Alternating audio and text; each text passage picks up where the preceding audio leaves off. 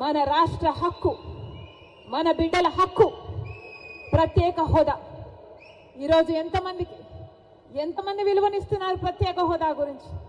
ఎంతమంది పట్టించుకుంటున్నారు ప్రత్యేక హోదా గురించి?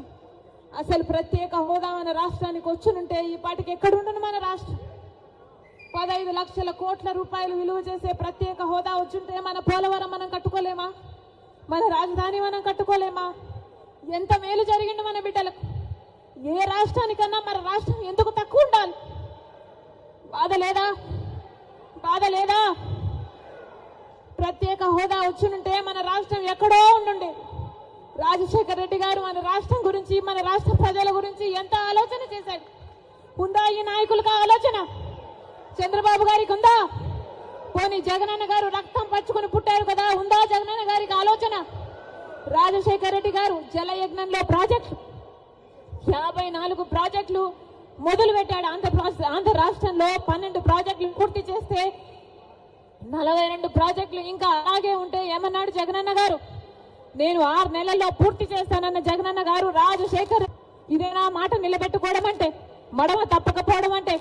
ఇచ్చిన మాటను మడత పెట్టారు కదా. మీరా రాజశేఖర రెడ్డి గారి వారసు? ఆలోచన చేయాలి. రాష్ట్ర ప్రజలందరూ కూడా ఆలోచన చేయాలి. ఈరోజు వ్యక్తిగత కారణాల కోసం రాజశేఖర రెడ్డి బిడ్డ ఆంధ్ర రాష్ట్ర రాజకీయాలలో అడుగు పెట్టలేదు. వ్యక్తిగత రాజకీయాల కోసమే అయితే, వ్యక్తిగత కారణాల కోసమైతే రాజశేఖర రెడ్డి బిడ్డ 2019లోనే ఆంధ్ర రాష్ట్రంలో అడుగు పెట్టాల్సి ఉంది. కానీ ఈరోజు ఆంధ్ర రాష్ట్రంలో రాజశేఖర రెడ్డి బిడ్డ అడుగు పెట్టింది అంటే ఎందుకు పెట్టింది? ఎందుకంటే ప్రత్యేక హోదా కోసం కనీసం పోరాడే వాళ్ళు కూడా లేకపోయారే అని. మనం పోరాడకపోతే ఆంధ్ర రాష్ట్రంలో ప్రత్యేక హోదా ఎప్పటికీ రాదు. కాబట్టి ప్రత్యేక హోదా ఇస్తానన్న ఏకైక వ్యక్తి రాహుల్ గాంధీ గారు. మొట్టమొదటి సంతకం రాహుల్ గాంధీ గారు ప్రత్యేక హోదా మీద పెడతానన్నారు. కాబట్టే ఆ మాట పట్టుకొని రాజశేఖర రెడ్డి బిడ్డ ఈరోజు ఆంధ్ర రాష్ట్రంలో అడుగుపెట్టింది.